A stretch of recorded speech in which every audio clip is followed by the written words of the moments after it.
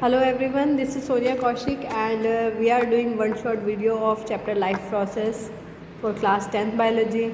So get set ready for the same. Let's start. So students, we are going to start our chapter life process.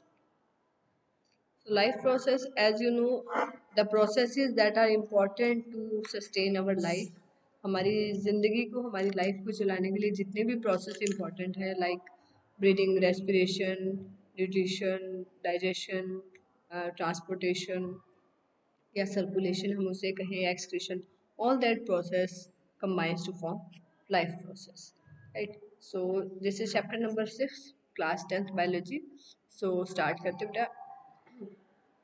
How do you tell the difference between what is alive, क्या living है और क्या non living है, what is not alive. ठीक है, like if we see a dog running और cow chewing cud और man are shouting loudly on the street, तो इन चीज़ों को हम क्या कहेंगे कि लिविंग बीइंग है. बट इफ द डॉग और काउ आर एस्लीप, अगर वो सो रहे हैं, सो क्या हम उन्हें like we can see them breathing, we so we can say that they are alive. ठीक है, कि चाहे वो सो रहे हैं. तो बेटा what ever the metabolic activities in our body, metabolic activities metabolic activities in our body, they undergo even if we are sleeping, है ना. अगर हम सो भी रहे हैं तब भी वो प्रोसेस अंदर चलते हैं. मेटाबॉलिक एक्टिविटीज या मेटाबॉलिक रिएक्शन जो है that may B catabolic, that may B anabolic, right. वो कैटाबॉलिक रिएक्शंस भी हो सकती हैं, वो एनाबॉलिक रिएक्शंस भी हो सकते हैं. So if we C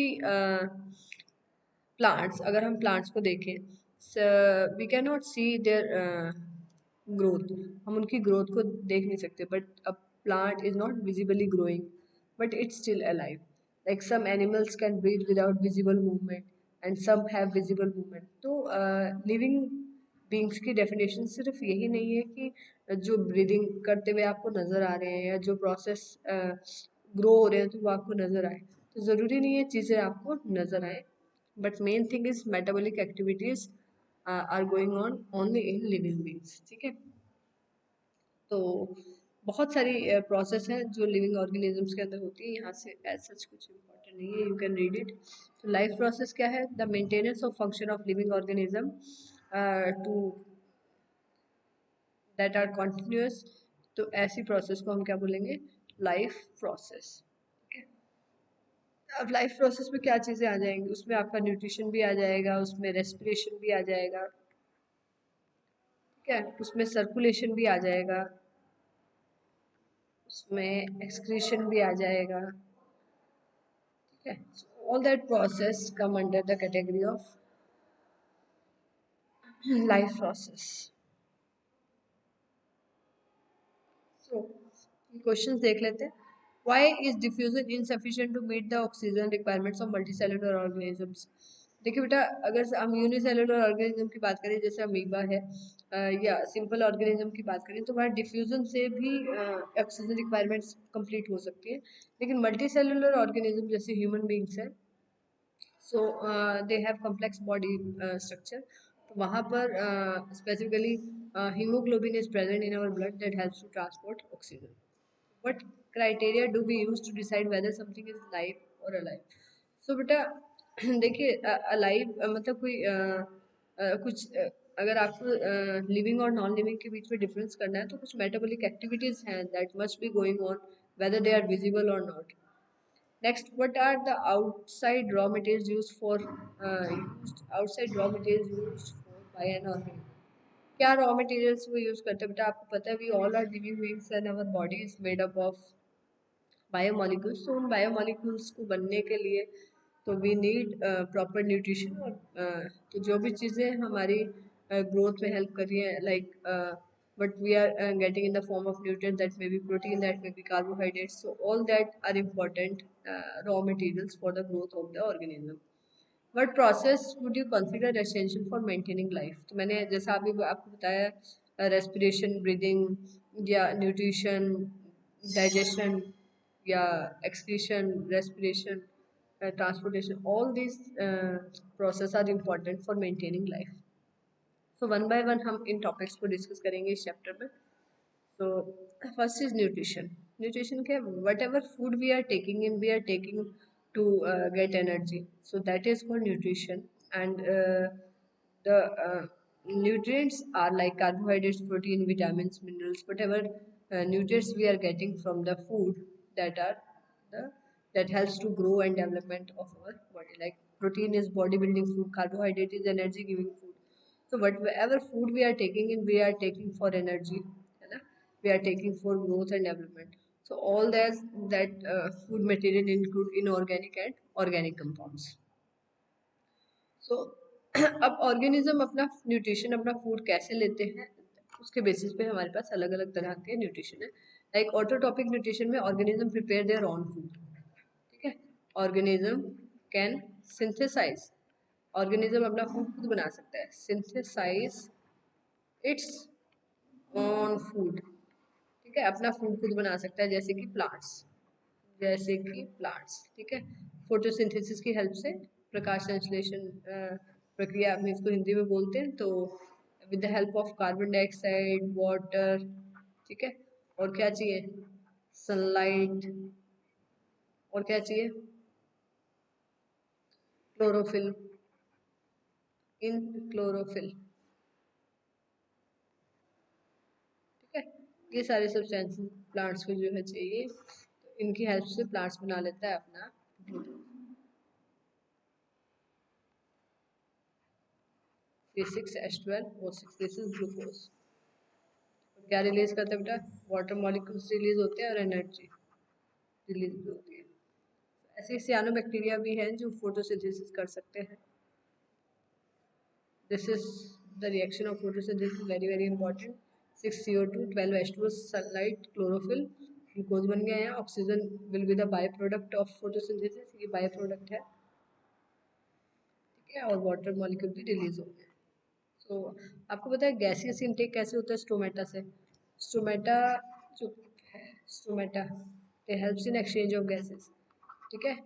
exchange of gases. जैसे कार्बन डाइऑक्साइड प्लांट्स को लेनी है, ऑक्सीजन रिलीज करनी है, so it occurs with the help of this stomata. इन डेजर्ट प्लांट में बेटा this stomata are open only night time. Night time में ओपन होंगे, क्योंकि डे टाइम में क्लोज रहेंगे टू रिड्यूस ट्रांसपिरेशन, ताकि वाटर लॉस कम हो. स्टोमेटा की स्ट्रक्चर देख लीजिए, very very important.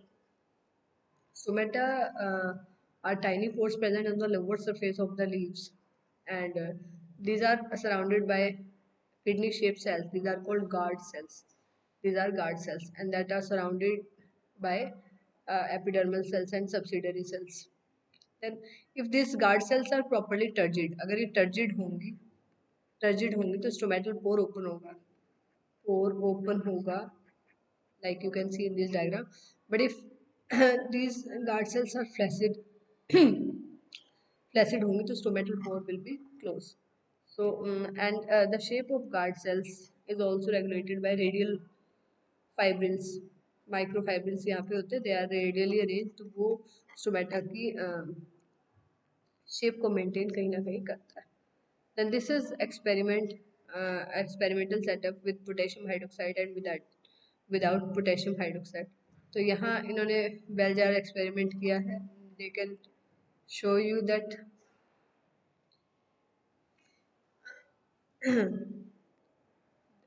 so this is they take two healthy plants of same size और इनको डार्क रूम में रख दिया 3 days के लिए. तो कोई CO2 यहाँ पे प्रोड्यूस नहीं हो रही है, सॉरी यूज़ नहीं हो रही है. ठीक है. क्योंकि लाइट की प्रेजेंस में ही फोटोसिंथेसिस होती है. So the potassium hydroxide is used to absorb CO2 here. यहाँ पे potassium hydroxide.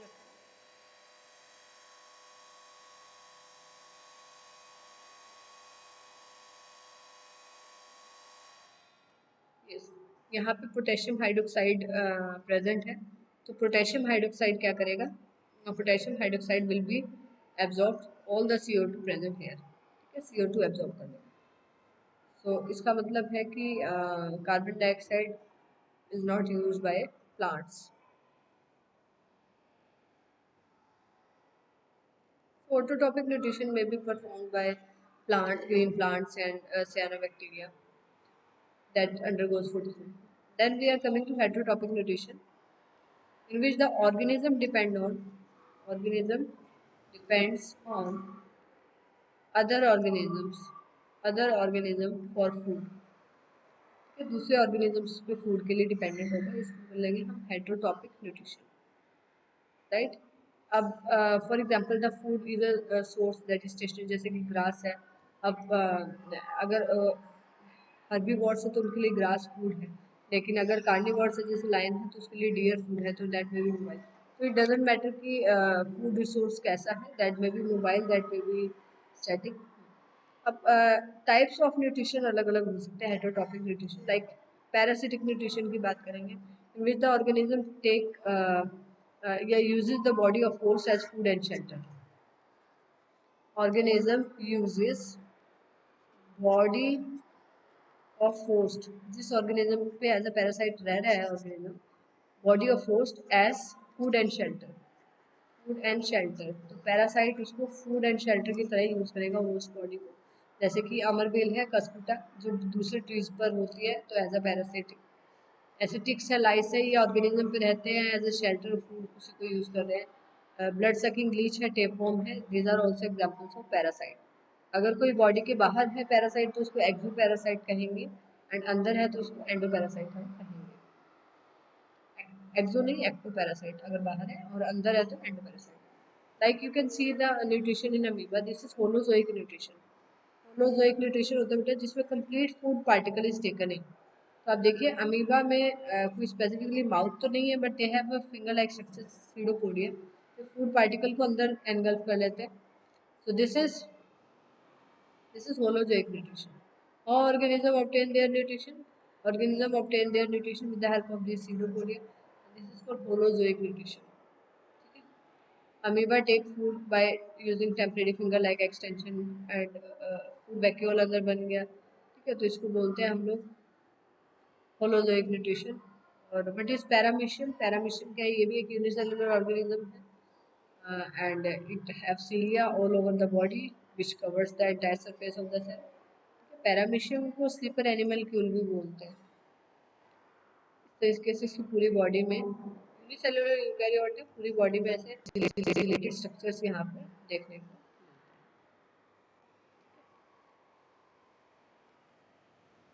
Text nutrition in human beings. Human beings के न्यूट्रिशन की बात करेंगे तो सबसे पहले हम बात करेंगे एलिमेंट्री कैनाल की. Like this is entry that is called mouth. और माउथ में यहाँ रहेगी बेटा बकल कैविटी, और बकल कैविटी में you know we have saliva that mixes with our food. तो सलाइवा के अंदर कौन सा एंजाइम रहेगा? Salivary amylase. Salivary amylase. And our digestion starts from here only.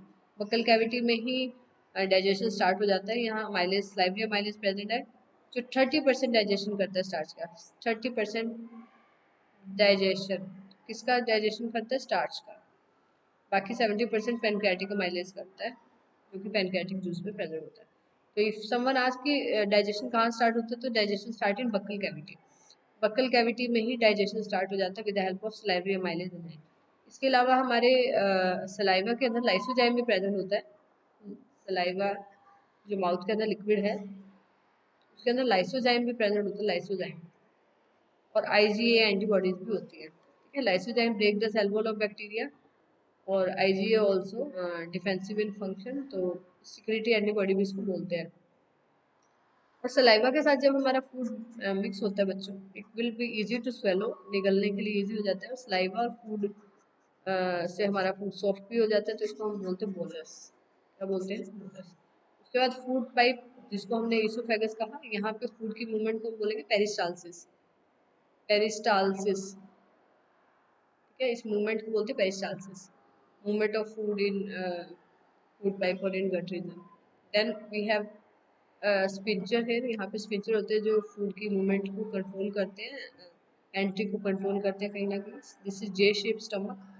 And stomach के बाद स्टमक के बाद हमारी जो स्मॉल इंटेस्टाइन यहाँ से स्टार्ट हो रही है, दिस इज ड्यूडेनम.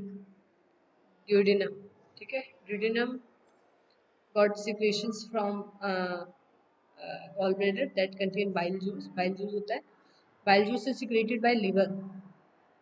liver क्या secrete करता है बच्चों? bile juice. स्टोर कहाँ होता है बाइल जूस? गॉल ब्लेडर के अंदर स्टोर्ड। स्टोर कहाँ होता है? गॉल ब्लेडर के अंदर। गॉल ब्लेडर के अंदर स्टोर होता है, ठीक है। और सिक्रीट कहाँ से हो रहा है? लीवर से। और बाइल जूस का काम क्या है बेटा? Emulsification of fat. Emulsification emulsification of fat. Fat को छोटे छोटे ड्रॉपलेट्स में ब्रेक कर देता है, that will be easy to absorb by microvilli present in small intestine. तो अगर कोई आपसे पूछे which enzyme is present in bile juice, तो कोई एंजाइम नहीं होता, no enzyme. No enzyme, bile juice के अंदर कोई एंजाइम नहीं होता, but bile juice is alkaline. Alkaline होता है नेचर में, ठीक है, तो इसलिए फैट की मल्सिफिकेशन में हेल्प करता है। देन उसके बाद आप देखिए पैनक्रियास से पैनक्रियाटिक जूस रिलीज होगा that contain pancreatic amylase. Pancreatic amylase होगा and that helps in 70% start digestion. 70% start digestion, ठीक है। एक्चुअली ये अमाइलेज क्या करता है? It convert starch into maltose. Starch को स्वीट शुगर माल्टोज में चेंज कर देता है, ठीक है।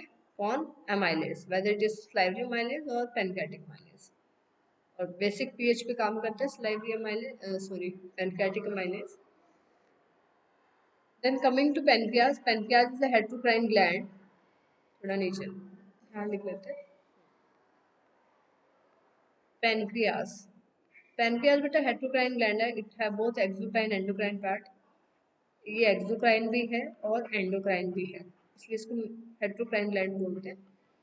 एंडोक्राइन पार्ट विल रिलीज और सिक्रीट हॉर्मोन्स, और इसमें जो एक्सोक्राइन पार्ट है बेटा it will secrete digestive juices.